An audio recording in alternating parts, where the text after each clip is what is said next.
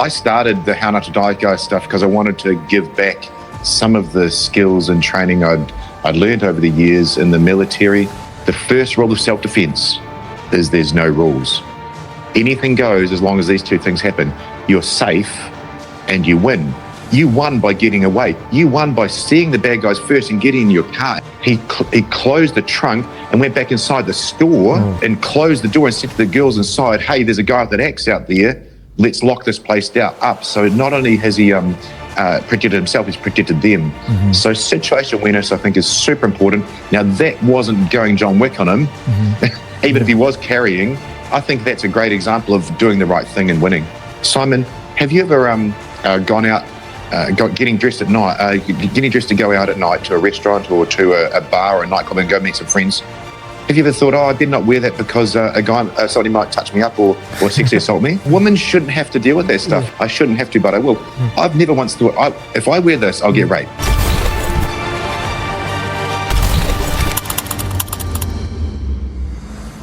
What's up, everybody? This is Simon. On this episode of The Ideal Hour, I have a return guest, one of my favorite individuals, actually, a very nice gentleman, Damian Porter, the How Not to Die guy. He makes cool videos on Instagram, also his website, hownottodie.guy.com. And, out there's so many videos of people doing fake karate, fake Aikido, maybe even, jiu-jitsu as a survival mechanism. And Damian's kind of proven that theory where those are great to have in some cases, but in reality, he teaches ways to actually survive a potentially dangerous attack. Thanks for coming back, Damian. Oh, it's my pleasure. Thank you so much for having me on, Simon. I've been excited to see you again, and I loved the chat we had last time, so it's great to be here. We did, and just so you guys know, Damian is not just an Instagram keyboard warrior like a lot of us out there. He was part of the New Zealand Special Air Service. He's a commando, a former police officer. He's the real deal here, okay? This is not somebody that's going to come on and tell you about life-threatening situations where he doesn't know what they are. So one thing I wanted to talk about this time around was all of these Instagram videos of people doing kind of, I would say, giving people a false narrative or a false hope, Damian, where they could possibly defend themselves in a situation. But in reality, they're actually putting themselves into danger by thinking that. Yeah, that's so true. Thank you. And gosh, I never thought I'd be here at 51 years old doing Instagram videos. But here we are. I started the How Not to Die Guy stuff because I wanted to give back some of the skills and training I'd learned over the years in the military and also in the police. A few special forces guys do that. I didn't wear his shirt today. I wore the All Blacks shirt because we're playing tonight. But Pat McNamara, a Delta Force guy, he's great. He does basic dude stuff. He gives back with those skills. A lot of guys go to the range over where you are in the States. I thought, what can I do? I've been teaching self-defense for a very long time, but I don't teach a sport. I teach what we learned in the military. And the answer to your question directly is when we're in the military, someone else is trying to kill us and we have to kill them. Now, if I just step that back a bit to the girls I taught 15 or 16 amazing women last weekend, models, yoga people, very soft sort of people. And it was titled, I Shouldn't Have To, But I Will. And I thought it was a great event title. Those people, they may not have to go into combat, but when the bad guy grabs them, and this was amazing, every one of those women had either been sexually assaulted or knew someone had been sexually assaulted. That can be to some degree, it might be a hand on the breast in the nightclub. You're going to have to do what works, as you said, and you're not going to jiu-jitsu them, and everything's gone wrong. It's the worst case scenario. I have to teach them what works, and I have to teach them in a short period of time. I have to teach them in 5 minutes, 30 minutes, 4 hours. They can't come back week after week and learn. And that's what happened in the military, Simon. We were taught in a very short period of time. I think it was our one in the Special Forces a week long. In the regular army, it might be shorter. But this was taught in 6 45-minute lessons in World War II to people like yourself, exactly like you, to professors, to socialites like Nancy Wake. I mean, Nancy Wake, I'm sure nobody here has heard of her. She was a spy that went behind enemy lines. Think of, and I hate to say the name, but a socialite came to mind, Kim Kardashian having to go and be a spy. This would be taught to her. Wow. And these little women, it had to work. And Nancy Wake actually killed a Nazi with her bare hands because she had to. So it has to work, and I stepped that back. I like the sound of that because I don't like Nazis, I will say. so I don't think Donald Trump does either. But, you know, I completely agree with you. That's why I liked Krav Maga as well. It wasn't, I mean, you would have to go to class a lot, but it was like a streamlined protection. And in reality, I think people don't realize, and the one thing, and I trained jiu-jitsu for the past 4 years. I've been some consistent and not consistent and so forth, but I've been doing it good enough to hold my own. But one thing I noticed in jiu-jitsu, for example, is becoming so popular. And yesterday I had a karate world champion on, and he's also a black belt in jiu-jitsu and a world champion in karate. And we're talking about this. The problem with jiu-jitsu, and if women are taught it, it's a ground game. And in the street fight, you don't want to be on the ground. You want to run away. You don't know what this person has, a knife, a bat. I've seen you hold keys on Instagram. Anything's a weapon. And in jiu-jitsu, I feel like, and I think a lot of people will agree with me, in most gyms, they don't teach that the smartest move in jiu-jitsu is to get right back up. So, which is crazy because we'll start on our knees, or some places you'll start on your knees or you'll start on the ground. And it's just complete opposite in a real life environment. You're not going to be on asphalt rolling around. You don't want to be, at least. But as soon as you're in a good position in jiu-jitsu to get away, you're not jumping off that person, right? So I'm glad you're teaching people that, Damian. I think that's important. What are some of the things, like if someone comes into your program or your teachings, what are some of the most important things you mentioned first for an individual that may be attacked to do? What should they be aware of on another body, or their signals, or how they're approaching? Let's say there are two people in an alley. What should they be focused on? Okay, you give me a specific situation, and a few things, I'll try and get it right. First off, are you a male or a female? I can see you're a male, obviously. So that's different than a female, because those two males would hopefully be, if they've done their job right and they're bad guys, they'd be behind the female. So if it's a male on male or male on two male attackers, see it first. Tony Blair has trademarked, so I can't use it, but we can say it. Be your own bodyguard. If you, Simon, were the bodyguard for you, for the second Simon behind you, you wouldn't be going down the alleyway with your VIP. That's just not going to happen. So the first thing is, I've looked at the alleyway. There's some two weird guys there. I'm going to go back to my car, which is safe and I can run people over with and run away. Love it. Or I'm going to go back into the office, or I'm going to go back into the house, or I'm going to go back to where my friends are. You bodyguard yourself. Now that's failed. Hey, I do not expect perfection. That's failed. We're now in the alleyway. Okay, well, we need to be looking at those people, identifying it. Can I then still back out? Yes, no. And if you can't, you have to protect yourself. You have to line them up. As a male, it's probably going to be a preemptive strike, and be striking eyes, throat, knees. It's probably a preemptive strike on the first guy. There's two people. You don't know if they're armed, and I would tell people that you expect the person to be bigger, faster, stronger, more skilled, armed, to have a pre-plan. Worst case is all of those. You're going to take one guy, immediately go possibly for the other guy or for the escape route. You're not going to stand there and fight like John Wick on them. You'll attack the first guy. If you've got a chance to get away and out of the space, great. Maybe attack the other guy, but get away. And you're not there to finish the fight. You're not actually there to fight. You're there to get away. If it's one person you're cornered, you may have to disable them. But there'll be a male on male one and male on two males. You just don't know what they've got.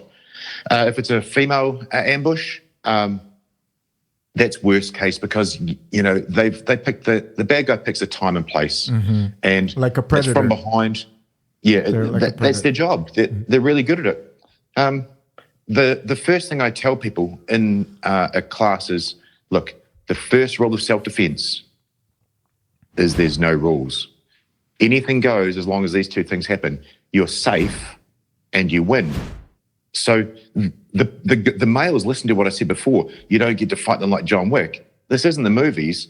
You won by getting away. You won by seeing the bad guys first and getting in your car. And in fact, I'll give you one example of the real world, Simon, that will take the ego out of it. I get messages every week from people, and I got a message from a guy in South Africa.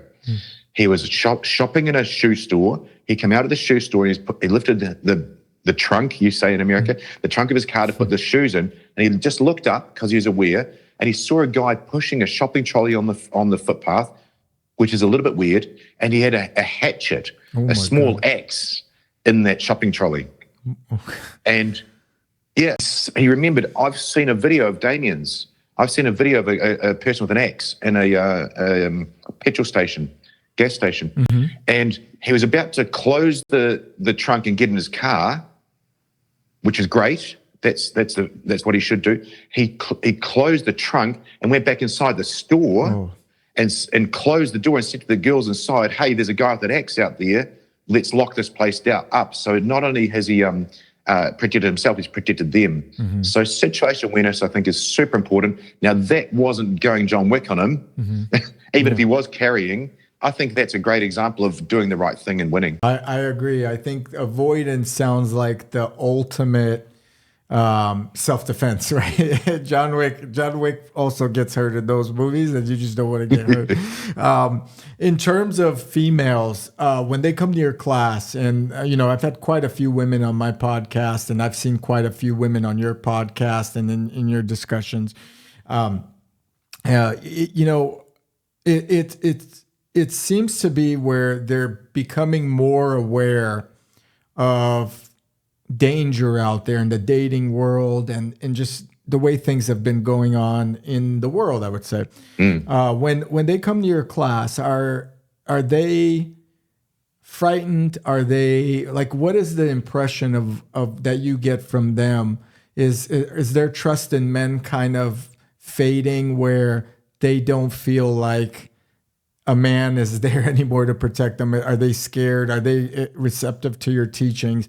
Like, what is their mindset coming in? Because, before, a woman, if you rewind the clock 50 years ago, I don't think women even considered self-defense in some regard, or maybe a little bit longer than that. This is kind of a new trend where men are just, predators. Predators. Thank you. That's a great point that I hadn't thought of, and I'll use it in the class tomorrow. I would suggest that when World War II, like I said, around that time, there was nothing to do with self-defense. It wasn't needed. Yes, they're receptive to my teachings. A little bit off-put sometimes if I step it up too far in the violence. But two things.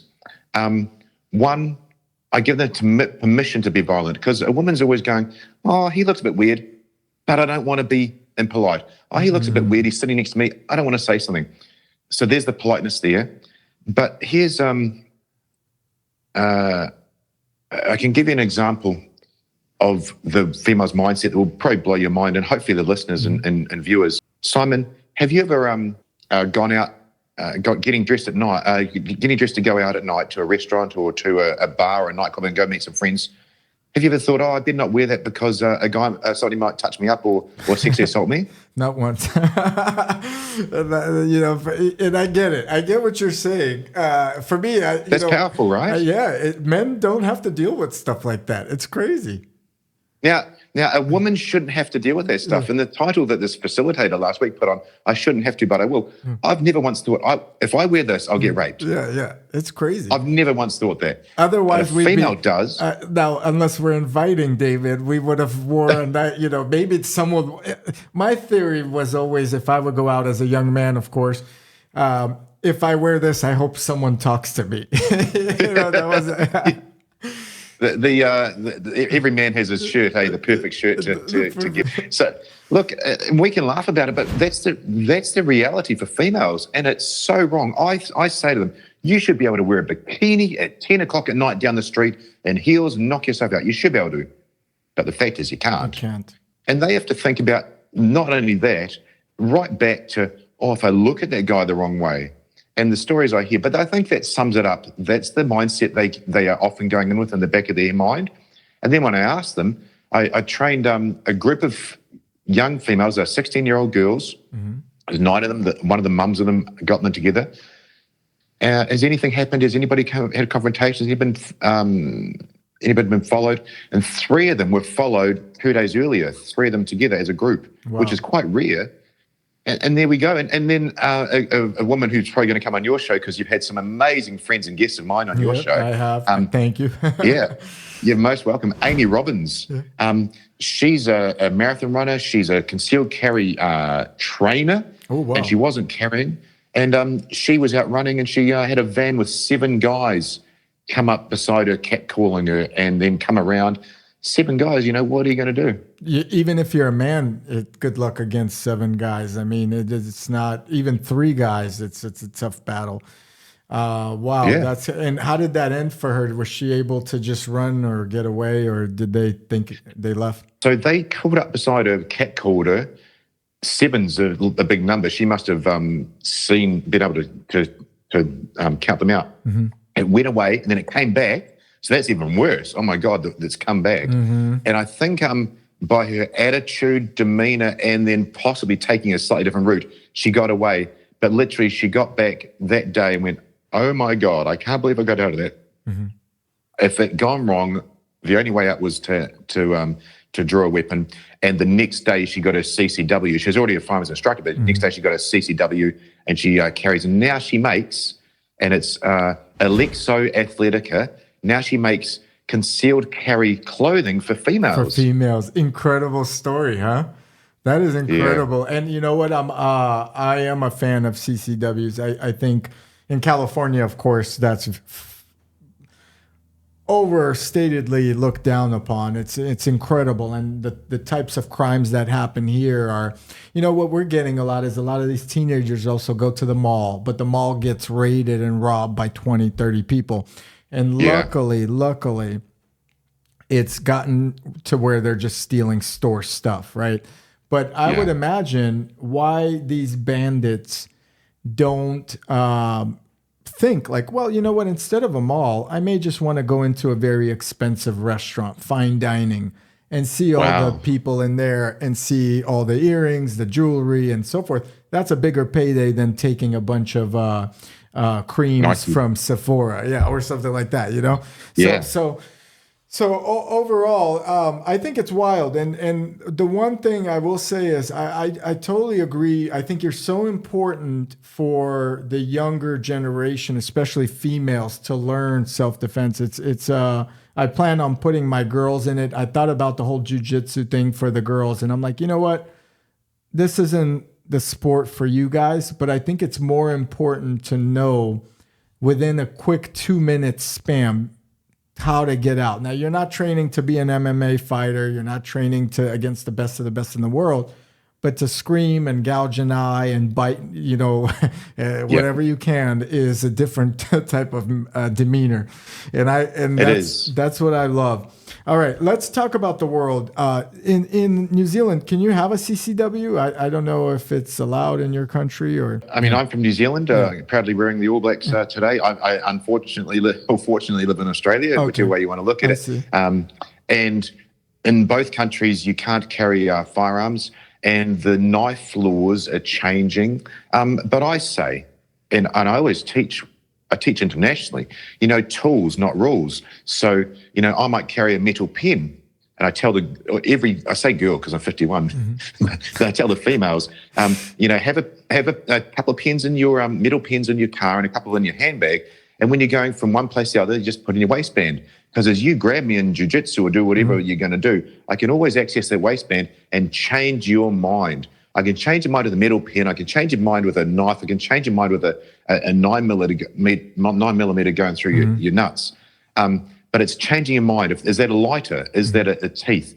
But no, you can't carry in those countries, and you've just got to be clever. It might be a real metal pen and not a glass breaker pen, or you might be able to step that up to something else. But it's a tool to change your mind. Pepper spray is a tool. It'll probably get you killed if you're trying to use it for that. But it's great if I want to arrest someone. It's great if you were that guy or that female walking towards those two guys. Pepper spray would be a great thing there. Absolutely, especially the long spray ones with the gel. Yeah, and remember I said at the start, near the start, the first rule of self-defense is there's no rules. So I could say all this stuff. You do it all wrong, but if you won and you're safe, it's all good. But we give you a good framework to make decisions off. So your girls, your daughters, might be doing some jiu-jitsu because this person has grabbed them. And then, as you said, they're starting to bite their face off because the jiu-jitsu helped them roll and not freak out from contact. And then they managed to use those dirty tricks to change the bad guy's mind and get away. I think you got to get dirty. You know what my dad used to carry? He's a tailor. You're going to love this. When we moved to San Francisco, and San Francisco now compared to what it was a much better place, I think 30 years ago or 25 years ago when he would get a job. He's a tailor, so he would carry a pair of scissors with him, a tailor's scissors, and he would have it just like you said in his little jacket. And he's like, and I never understood it, but public transit, he would say, "Hey, if I get pulled over, I'm a tailor. So what are they going to say? And then if I get in a very bad situation, someone's getting stabbed, and that's it. They would say, this is interesting." But you're right. To your point, I mean, you got to have something to change their mind. I think that's a really big statement you made where you want to, and that goes for even the animal kingdom, right? When a lion is, I've seen a video of a lion hovering around a tent with these two campers in there. And, they start doing things to change that lion's mind, saying, maybe this isn't the prey I'm going to start going after tonight, right? It's that simple. It is. Now, can I touch on that? We touched on males and females before, and situational awareness. It's really, you've got the classic female advice, walk tall, be confident, and nobody's going to grab you. That's mostly correct for females, but if the person's a nut job that may make them attack you. But let's go to males, because I don't touch on the male stuff much. But a male, when they see another male that's a bad guy, doing that, being confident and strong and looking them in the eye, that may cause them to step up to attack. So you've actually got to read the room a little bit. Sometimes it's just saying, "Hey, mate, how's it going?" and walking off, or acknowledging them. Or it might be having your head down and not getting the whack job's attention. You've actually got to be pretty clever. So you do have to read the room somewhat. But, as you said, I don't have much time. I teach these people in as little time as possible to stay safe. To your point, it sounds like diffusing the situation with a man. What are you looking at, mate? Or what are you looking at? Thank you, yes. That's a big one. And I think for men, and to your point, of course, the bravado, you got to put the bravado a little bit down and say, "Oh, excuse me," and just be the bigger person in that situation. Because again, I think you don't know what that person has in their pocket, or and you've sent me some nice videos, and I appreciate you sending them. Sometimes at night I look at them and I go, "Oh my God," and then I can't sleep. But you'll send me a video of just a random, I think it was one with a stroller or a person walking by, and someone just knifed this person in the neck. It was just a fight, and it looked like he was just going to punch him, but he ended up knifing him. And a little bit down the road, the person dropped, not in shock, not knowing that they were cut. I think I've seen another one where you sent me where there was a knifing as well, and the person was in shock and dropped. Would you say after doing anything possible to survive, or your number one rule, anything kind of goes, avoidance is probably even on top of that, where it's just you're going to be in this situation, but you need to really do everything possible to avoid, right? The strong, bold answer for your listeners in huge letters is yes, avoid. Now, as you said, I've sent you some videos that are from overseas. Let me give an example from someone I know. My next door neighbour, a veteran of the New Zealand SAS, and I was a commander. He was a badged Special Forces member there, and one of the top snipers. His 16 or 18-year-old, I'm sorry, I can't remember which age, I think his 16-year-old son was walking about 10 o'clock at night down the street with his girlfriend past a party in New Zealand. So New Zealand's a safe place. Walking past a party. If you're bodyguarding a female, if you were the bodyguard of that female, would you walk past the party on that same side of the street? No. At the very least, you cross the street. At the very, hopefully, you just turn around and go back the other way.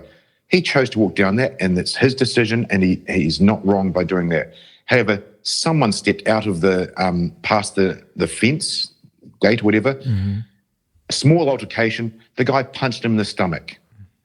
However, that punch had a knife in his hand. It cut his descending aorta, and he was dead in 1 minute. Oh my God! My next door neighbour's son died on the street in 1 minute, one night, because he walked past a house. He could have. There's other decisions he could have made. You must avoid it, because he might have been bigger, faster, stronger than all the other people, but the knife beats human body every time. And we've talked about stabbings. You don't have a chance. So avoid it. I don't want to be there with ego. You also talked about what are you looking at, mate? I'd be like, oh, nothing, sorry, mate. My sergeant major used to have a sign on his door: be friendly, be polite, but have a plan to kill everyone you meet. So as I'm saying to you, oh, Simon, I'm so sorry, I didn't mean to do that. Hey, look, I'm a dick. It was totally me. Yep. Hey, no. Oh, you're much tougher, stronger, better looking than me. Whatever. I'll do everything. I'm lying to you. I'm thinking I'm going to break your knees, but I'm lying to you. Going, look, I'm so sorry. My head's down. I'm showing all this body language. I didn't mean to do that. Hey, can I buy you a drink or whatever you're saying? Get rid of that ego up front, just like Sammy the Bull would, or just like all the mafia guys that you know.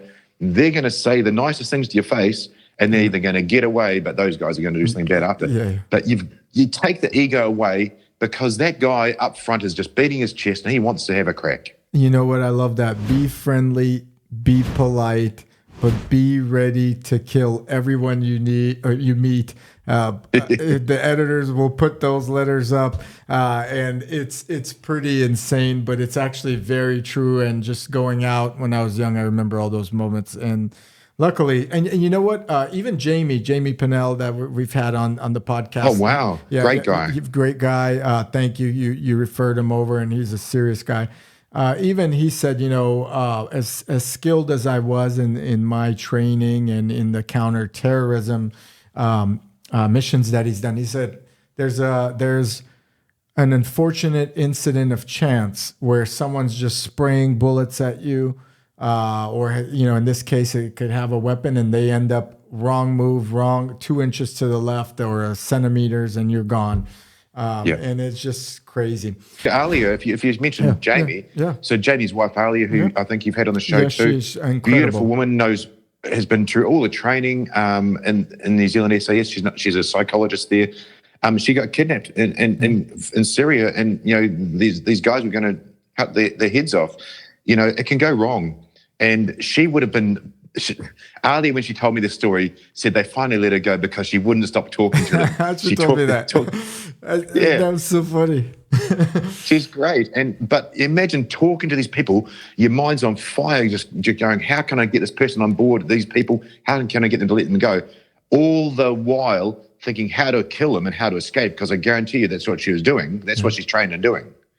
Yeah, she was planning it. She was understanding the room and the situation, and ultimately using, I recall that podcast. It was a few podcasts ago, but she would use every incremental thing to just engage and show them a different side, and that's amazing, because she was in behind enemy lines, and it was like at the peak of war, and at that time, they were beheading people for show and having the curtain and it was just frightening, incredible. And I think our podcast took her back. You guys who's viewing this podcast, check that one out. I mean, that type of story is not normally told, and it's very rare, and it was very authentic, and I appreciate it. Jamie, her husband came on before that, which is really funny, and then Alia coming out after. We also got a chance to talk about how she's married to Jamie, and they're both trained in special operations and special forces, and she's the psychologist behind it. So it was just it had a funny spin to marriage as well. I think those two need to start their own thing going on. All right, Damian, let's talk a little bit about the world's changed in the last 2 weeks. Today, I think today or yesterday you put up a post with a health minister in America changing.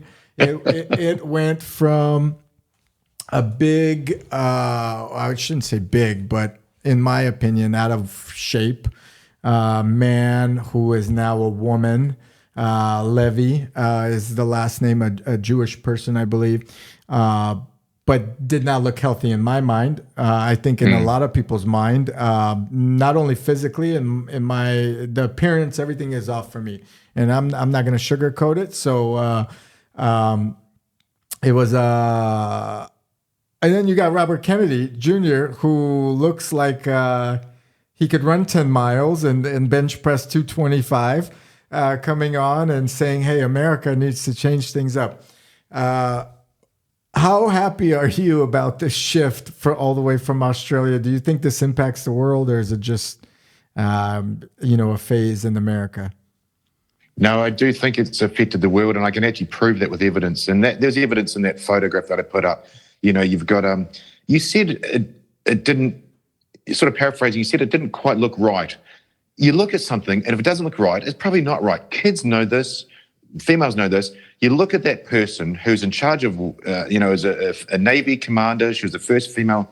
I say she. I say that respectfully because I'm in the Special Forces. We're taught humility, and she wants to be a she. Knock yourself out, but it doesn't look right. And that person is in charge of the health of the United States. Now, Hamas just is begging for the end to war. I've just seen that as of, I think, 24 hours ago. As soon as Trump won. I mean, there was so much rhetoric that he would destroy the country, the world. And Hamas, to your point, just announced a ceasefire right after. Within about 24 to 48 hours, they announced it. Donald Trump Jr. posted up on his Instagram as well, saying, look, my father's not even in the office yet, and already we're moving in a positive direction. But continue. I think that's great, right? This is good for the world. It is very good. So, look, things needed to change. You can't have a United States government official who's got a shaved head, lipstick, and a beard and mustache going and stealing luggage, being convicted of stealing luggage on 4 counts. You can't have this anymore. And I think the world is just tired of it. You can't have your gender, you can't have children having life-changing surgery. These things are just not right. They don't sit right with, they didn't sit right with the American people because more voted against that than for. And it's changing for the better. And it's been interesting seeing the woke side of things happening in America, that the tide's turned, and it's going to filter down, because your question was, how's it affecting us here?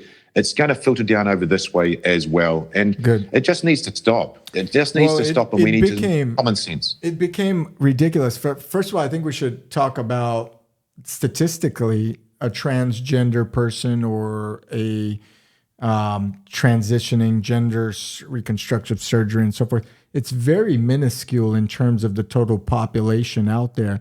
Yet somehow with the last administration, they've had quite a few questionable, or something is not right in traditional sense, right? The normal upbringing, or even the two genders that are proven by the chromosomes.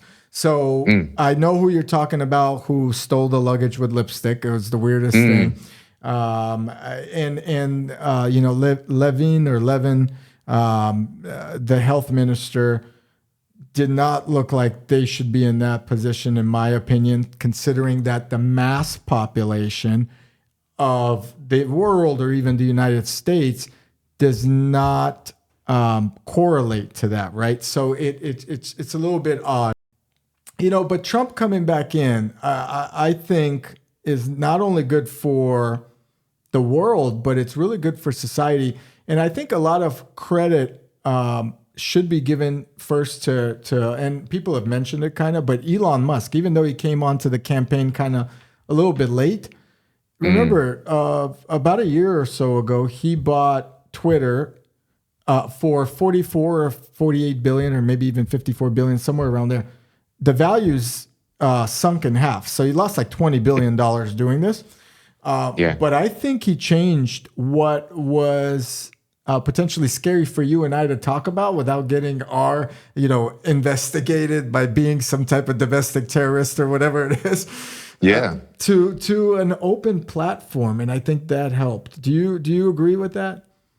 I do, and it's funny. I just watched a video of his the other day on his feed, and there's a mix of his interviews. It was only 5 minutes, and I remember a strange reporter asking him in front of all his the people who advertise. They're in the audience, a huge auditorium, and he was saying, "You think you can bribe me with power? You think you can bribe me with money?" And he just says, "For advertising, go F yourself." Yeah. And he repeated, I thought, holy cow. Now, I really enjoy speaking with self-made millionaires. When I was 19, I was training them in the gym, and these people are clever. They're clever people. And, the Michael Franceses, the Gianni Russos and Sammy the Bull, they knew Trump back in the day, and they say, he's a air quotes gangster. He's a man's man, and he's clever, he's smart and canny.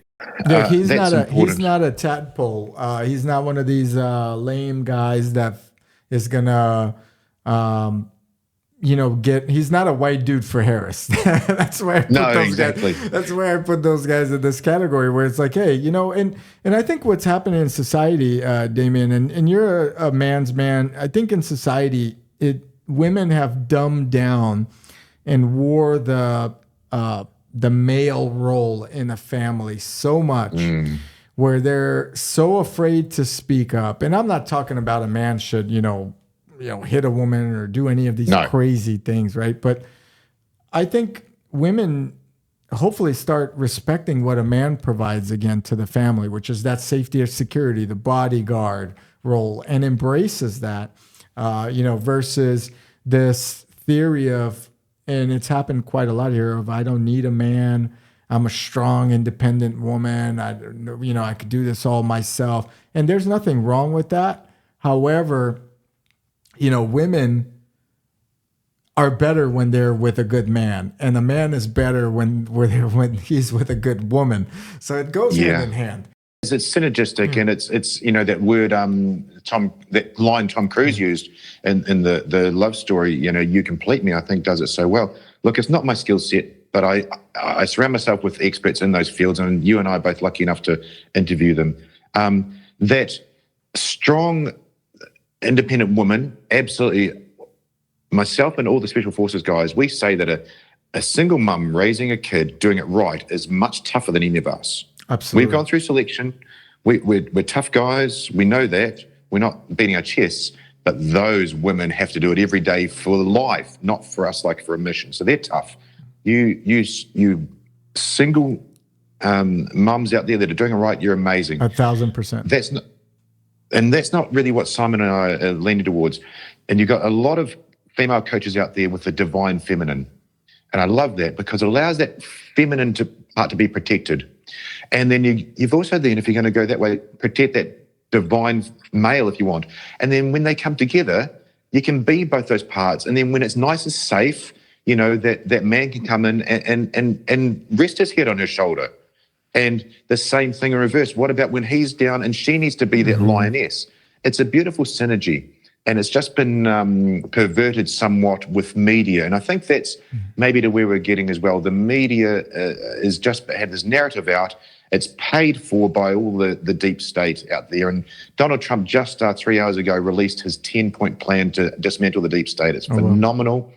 And I think it just needs to get real again. Like we're saying, you're talking about 30 years ago, San Francisco. Let's just get back to the basics of doing what's right. I said before, you look at somebody or something, that doesn't look right, it's probably not. And going back to self-defense, that's how females have to see something. That doesn't look right, I'm going to do something about that. I'm going to take action. That weirdo in the park, when my kids are playing, doesn't look right. I'm going to turn towards it, I'm going to take action. And he turns out to be a Syrian refugee in France, stabbing the kids and the grandparents. So you've got to see the threat. You got to see it doesn't look right, and let's react. And we've talked through self-defense and we talked through politics there. Same thing applies. call that person out that's stealing luggage, that's a bald man with lipstick. Yep. But that said, I'm not against that. I've got a station officer at the fire station that I've worked under, and he transitioned to a she. I trust that person to save my life because that person's competent. That person's competent. But I don't trust that Secret Service agent or HSS agent to save Donald Trump's life because she was incompetent. So I'm absolutely pure equality on competency. I think you got to completely, to your point, a person that is an adult or understands their life choice, that's not anybody's decision to tell them right or wrong, right? However, you also, with that said, need to understand, or that person also needs to understand other people's choices as well, right? So what we're seeing, like, for example, my kids in school, there are questionable teachings of the kids' directions, the kids' politics. They even had, interesting enough, you probably didn't have to worry about this time, but the schools were doing a voting session. And of course, being where we are, the kids were 8, 9 years old, taught to vote pro Kamala Harris. Wow. Yeah. Oh yeah. In the public school, and how great she is and how Donald Trump can potentially create chaos. He's racist and all this stuff, and without any substance. And then the kids talk amongst the kids. When we brought this up to our grandparents who are of age, they were part of the World War II at a young age, fleeing all this. My wife's grandparents. They were like, in schools, what Russia used to do is they would go through the school system and see how the kids are going to vote. And then they would determine whether or not the parents are pro or anti party, right? And in Russia is a total crazy thing there. That freaked me out, David. I said, hey, you guys are not voting, to the point where my wife had to volunteer that day to check this situation to see what's going on. Luckily, it was more on the watered down version. But, getting back to Trump, I think the world needed it. I don't know if you saw this. Putin also said he's ready to talk with Trump to end the war. Last time, the 2020 election, Hillary said, or the 2016, Hillary said, Trump will never be able to meet with a leader. And then Trump went into North Korea and met with Kim Jong-un. And that was pretty funny, and to her dismay. But I think a strong leader creates a positive overall, safety for the world to oblige by. Yeah, I mean, let's just talk from my perspective. I said I'm not an expert on those things, but I am pretty au fait with the military. A strong leader gives good morale to the people underneath them. I was going to say men, but it's not that. It's men and women in my unit especially. They give morale. And look, the morale of the world and the morale of then specifically America went down. And it's changing already over there. Yeah, you've got the people that are indoctrinated, and I say that indoctrinated, I don't mean they're bad. The media, what they fed them was quite disgusting. And the evidence shows that. But look, we're going to see what happens over the next 4 years. It's taken one day, and Putin and Zelensky are talking about it. It's pretty amazing to see the result that's going to happen. That quick. And I think it's not an accident. I think he's had back channel communication, in my opinion. I mean, maybe not with Hamas, but I think Hamas knows they're going to get obliterated if they continue, because I think there's a lot of funding. I also seen Qatar kick everybody out. That was the latest one. I said we had evidence. Qatar just kicked out all the terrorists. Is that right? Yeah. Oh, yeah. They kicked them all out. They said, hey, you got Hezbollah, Hamas representatives have to go. And I think it's because he's going to sanction them. And Qatar loves money more than they love war. So they have some of the best airlines and some of the most luxurious amenities. It's not going to be pretty if you are an enemy of America, I guess. I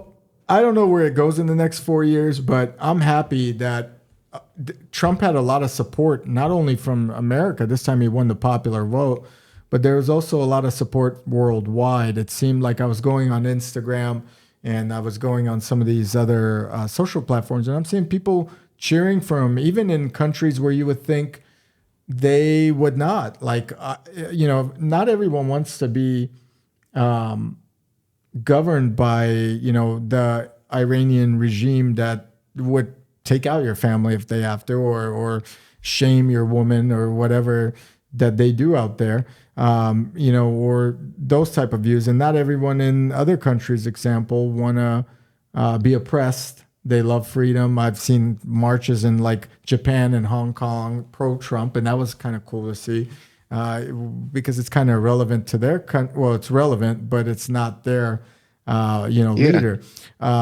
Hopefully this time around, Damian, this is what I think happened last time with him. He was too weak on the bad.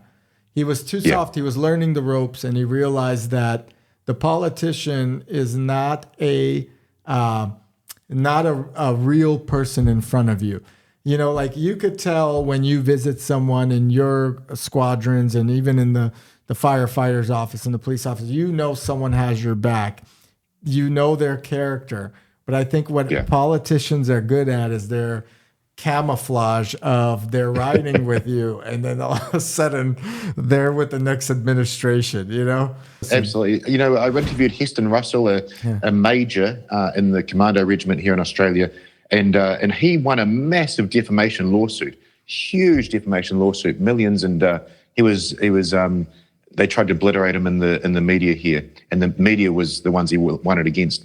And he said the only two professions in Australia, and I believe it's the world, that are allowed to lie by law almost are politicians and the media. They're allowed to lie. Now, I say media, not once have we said journalist, not once have we said reporter, because it's media. I make Instagram videos, which is media. That's not the news. And I thought Heston was right. Those two people lie. We've said all I've done today is state facts. I haven't stated my opinions on those things, and I hope that people that disagree look into it and look at the evidence for those things. But yeah, they lie, and I'm too dumb to and I think Donald Trump was too trusting. I don't really discern those people too much. If you say to me this is a thing, on the face of it, I should trust you. So yeah, I think Donald Trump was too trusting. You believe in the good of people. Good people try to believe in the good of people, and then the bad people know that they're doing that, and then they take advantage of it, just like any other, you could say, a predator or any other bad guy out there, where they take advantage of the situation. This time around, I hope he puts a strong cabinet together. I think he's going to involve some of his family. I think some of his family wants out, but I think the immigration system needs to be addressed, and that's everywhere. Because if you look at Europe now, I don't know, how bad is it in Australia with, do you guys have the immigration problem that we have? Or no, it's a bit different. It's Australia's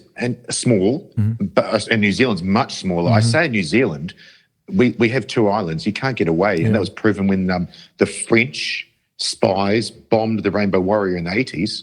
They couldn't get away because they were trying to get to the submarine, and they were actually captured by the police. You can't get away here, and the immigration is pretty tight, and we have immigration. We don't have illegal immigration. There's two different things. Those, please, listeners, go back to what I just said. There's immigration and there's illegal immigration. You can't get past the borders here in these smaller countries, Australia and New Zealand. You can't do that. But in your country, it's illegal immigration. I think it's 21 million illegals. Oh, it's probably more. It's probably more. Yeah, I mean, aliens, whatever we want to call them, they shouldn't be in the country. They should be in jail. Yep, I agree. And who knows how many, I had a Navy SEAL on the podcast the other week. He's like, hey, the scary part is out of those 20 plus million, let's say, for the sake of just random numbers, and those are kind of what they've counted, right? He's like, there's probably 10, 20, 30 that are truly bad guys that are sleeper cells ready to do some catastrophic things at a call's notice, and unfortunately, we pay the price for that, not the politicians that have bodyguards and guns around them and all that. But I think it's dangerous, and I'm glad you guys don't have that problem. But out here, there's been already murders with illegal immigration. There's been, rapes. In fact, there was a Syrian illegal immigrant in America that was caught as a rape recently. A police call, and she pretended something that she, it was a frantic call, but I think she tricked them into the call. I don't know if you saw that one. And the cops showed up and literally had to pull him apart in the act. That was crazy. And then you talked earlier about Europe. Europe has that problem all over the place. I think Switzerland just yesterday locked down. They said they're not going to allow any more immigrants in or something along those lines. But it's dangerous. And going back to that title, I shouldn't have to, but I will. You're going to have to look after yourself. And Tony Blair says, be your own bodyguard. That's what it comes back to. You talked before, you said, I see the good in people. Last week at this little workshop I did, a female asked me, I was on the train the other day. I got in, I was the only one on there, and there was another guy got on. And he sat next to me. Now that's weird, isn't it? There's a whole train, the whole carriage full, empty, and he sat next to her. Immediately, right then and there, that's it. That's the end of the red flag. It's a red flag pop-up, game on. Get up and go. So then she's like, but I don't want to be impolite. She's thinking that the point I'm making is she's thinking the good in people. After my course, she's not thinking that. Then she gets up and moves, and he moves, and then this and that, and then she got off the train, and then he got off there, and then he followed her. It ended with her running into her office and closing the door on him. There's all these red flags, that is scary. It is. You women out there, you've got to listen to your spider senses. I love that you're better than us males. We're dumb cavemen. You ladies have got the skills. If there's a red flag, do not ever discount it, because all the attacks that woman and man is going to go, something just felt off, but I didn't want to do something. You know what's interesting about that too, and I think it's one big thing I've gotten from this podcast, I think the audience will as well, is being polite as a woman. And we're not talking, there's two different ways to say no and still, or there's one way to say no or many ways to say no and still be polite, or still show that you're not interested or this is not good. You don't have to be rude to somebody, but firm and steady and in control is a good way. But it's funny enough. I was having a conversation with my wife, and she was talking about how someone didn't understand or convey, a man didn't convey what she's telling them. And I said, hey, it's because you're not being direct, or you're not being straight to the point that you're not interested. And I think women need to get past that whole, I don't want to offend them, or I don't want to look like I'm mean or any of that, and really just act and be firm and direct. And I think that would help a lot of guys. And just going back to it, when I would go out and we'd have girls and guys with us, and the girls that could not tell the guy, no, thank you, I don't want your drink, or no, thank you, I'm gonna, beat around the bush. That man, for some reason, would attach and hover around that woman all night, and and it was kind of scary. So I think you're right, Damian. I think they need to really be more direct and get out. So that's good. Well, let me give some solutions to the listeners and the viewers there on exactly that. It'll take about 2 minutes. First off, if you've got a 4-year-old child with you, and some weirdo comes up to your 4-year-old child while you're holding their hand and talks to them, what are you thinking as a parent? You've told the kid, don't talk to strangers. I was out walking with my boy. We do our morning exercise in the morning, and some weird guy dropping junk mail in the letterboxes was saying some weird stuff and wanted us to engage. He came up behind us on his little scooter, and he's saying something, and I said loudly, we don't talk to strangers, do we? And I said my boy's name. I'm being direct, and I'm teaching my boy, because my boy might have been on the cusp of saying something, might have been. We don't talk to strangers. Now, that's how it goes. Be direct. Now, as a grown-up, we teach that to the kids, and it's super easy, but we're a bit reticent to do it for ourselves. So this happened to me. I'm walking along, I do security at a place with doing something, and this guy's walking towards me. He's not looking right, and he says something to me like, have you got directions to here or here? I looked at him and said, sorry, mate, I don't speak English. and walked. I said it in English. I love it. And it changed his mind. These people have a come on. Sorry, I don't speak English. And then walking away. And that was the engage, and then I'm out of there. And that changed their mind. Be direct, people. Have a line. Seinfeld, the photo, the reel I put up the other day, says, no, thank you. No, thank you. I don't want your hug. No, thank you. That's one way. If you got the balls to do that, and I say that to the females, if you're brave enough to say that to the guy, but you say, I don't drink, or just say what kids say. Sorry, I don't talk to strangers. Yep, I agree 1,000%. It's really funny. It reminds me of like that European incident when you're walking in these tourist areas and these people keep running up to you and giving you their picture that they supposedly painted, and oh no, you're holding it, and you're like, hey, I don't want it. You want to be too polite versus just throwing their damn picture and walking away because it's a scam, Yeah,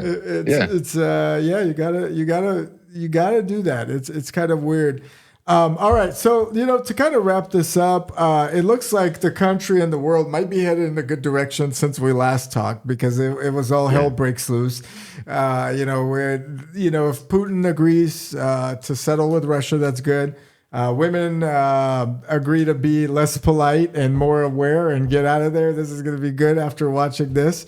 How do people sign up for your classes, Damian? Is it just online? Is it what do you do out there? Let's say someone's listening from America. How can you help them? Is it local? Is it all over the place? Thank you. Look, I created the online courses so that everybody could get it. And just from listening to this stuff, you've got some files that can save your life. If you say to that guy, hey, I don't speak English, you might have saved your life. If you cross the road, you might have saved your life. I've got the online courses. There's a 10-minute intro course. There's a 1-hour short course. There's a 4-hour beginner's course. And more importantly, I can teach it via video anywhere in the world. So if you're online, great. And of course, in person here in Western Australia. But I created those online courses and I worked my butt off for them because there's things that will save your life and you can do it at any time. That 10-minute one, you can practice that for an hour, but you can learn fast. And all you got to do is go to the website, click on the thing, hownottodieaguy.com, and click on what you want to do. There's even a free workshop there for an hour, and I've had the feedback back. They've shown it to their wife, their kids. They've watched it a few times.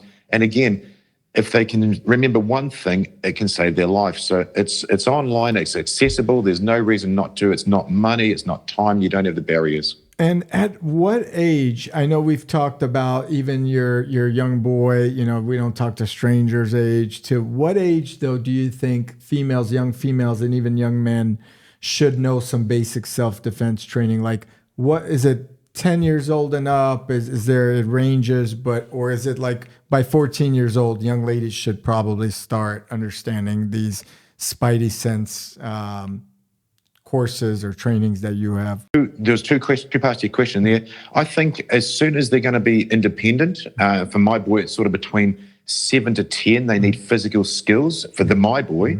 But as soon as they be more independent, they might go off by themselves to some extent. They need to know the anti-kidnapping. They need that at a young age. But then the spidey senses, you teach that straight from day one. You don't make them hypervigilant, but you go, hey, see that weird guy there? He just looks a bit funny, doesn't he? And then you identify, and my boy can identify the barefoot, dirty person in a shop that's acting a bit flustery. He can identify that as something to avoid. So 2 parts to your question, I think, somewhere between 7 to 10. Jiu-jitsu is also great for getting the physical contact. If it's anti-bullying, that's different. You're teaching that obviously from as soon as they start to go to school. And then for the spidey senses, for the situation awareness, just point stuff out and say it. Oh, that's a scary looking dog, or that's a nice looking dog. Or hang on a sec, we don't tell strangers where we go to school. And just teaching your kids right, and hopefully doing the same thing for yourself as well. And just picturing the whole alley thing, I think that we kind of talked about as a scenario. I think it's also important to mention you don't want to be, say, in the dark of the night in places you don't know really. Like you're surrounding, I'm sure as a commando, you didn't want to not know your map in some sense. It just lowers your chances of getting out of there. It does. But we all make mistakes as well, Simon, and I say that as a dad. Hey, we all make mistakes, and I call it out when I make a mistake, but we need to then fix it. So my OC, my major of the squadron, Duncan Roy, I can say his name, he was a public figure later on. He said, look, I don't give a F if you make a mistake, but you got to make a decision. Indecision will get us killed, and if you make a mistake, we fix it. So you've turned down the alleyway. Hey, it's all gone wrong. There's guys there. Now we've got to fix that. Can we back out? Do we pull a tool? Do we do these things? But we all make mistakes. You've got to be ahead of it and then do what works. Jiu-jitsu may work if you're on the ground for a little bit, but that's a tool, not a rule. Karate might work. A tool, not a rule. The coffee cup when I smash into your face may work. It's a tool, That's what I'm trying to get across. I'm agnostic. I love that though. You just, it's everybody makes mistakes, but the indecisions to fix it and standing still just always leads to a very dead end in some way. So that goes for life, right, Damian? That goes for pretty much everything. I agree. Look, and it's action. So I started this public side of things with that stabbing in France in the playground. What can you do as a grandma, as a 75-year-old grandma? See the threat, turn towards it, do something. I said, take action, do something. We pulled up to this, my boy and I pulled up to this self-defense workshop that I was part of last weekend, and I'd forgotten something. And I was there, we were there early. I said to him, hey, we're here early, it's going to be good. Get there and go, oh no. Immediate decision, turn around, go and get the thing, make the best of a bad situation. You just got to make a decision. And if you make a mistake, fix it. Just own it and take action. And I think that's helpful, as you said, in life. And just to add to that, your friend Jamie as well, it seemed like he and Alia, they seem like people of that caliber of skill and special forces actually, for some reason, look forward to something going wrong to resolve it. It seems like they're very creative. They welcome the challenge of, it's as if they almost get bored if it's too mundane or just too plain. So, all right, Damian. I think you're right. Appreciate you coming on. The How Not to Die guy. Cool name as always. I hope your courses keep getting bigger and better. Guys, check out hownottoDieGuy.com and sign up. Totally worth. What's your life worth, right? If the teachings you provide can go a long way. For example, what really came to my mind, there was this mega millionaire in San Francisco. You probably heard of this story. And just before we get off, he was in San Francisco on the streets. I think he was married to someone, and he saw someone pull up to him. What didn't look right, which is what you've been pointing at this whole podcast. Something's not right. It's midnight or something, and he got stabbed to death. Ran a couple. You know who I'm talking about. He called for help. He called for help after he got stabbed, but that goes back to what you're saying. If something's not right, get out. And why would someone pull up next to you starting a fight at midnight or whatever, unless they're planning to hurt you? And he did. I think he passed away. So, it's something to know. I think I've learned from this podcast, and we've had 2 already, it's better just to not engage and not show off your talent and skill. And going back to the karate champion that I had on yesterday, Adam, he's like, hey, I could beat up so many people, and he's a jiu-jitsu black belt karate champion. So he's well equipped. He's like, I could beat up so many people, and I've been in arguments in the streets and so forth. And unfortunately, he caught a case because he got in a fight to prove his point, and he got acquitted. But he's like, I had to go through hell because of it. And for what? Just to prove I could beat somebody up? It doesn't make sense. All right, Damian Porter, everybody, the How Not to Die guy, also on Instagram as How Not to Die. Check him out. Damian, you're always welcome on the Ideal Hour. Thank you so much for coming on. Truly appreciate it and appreciate you.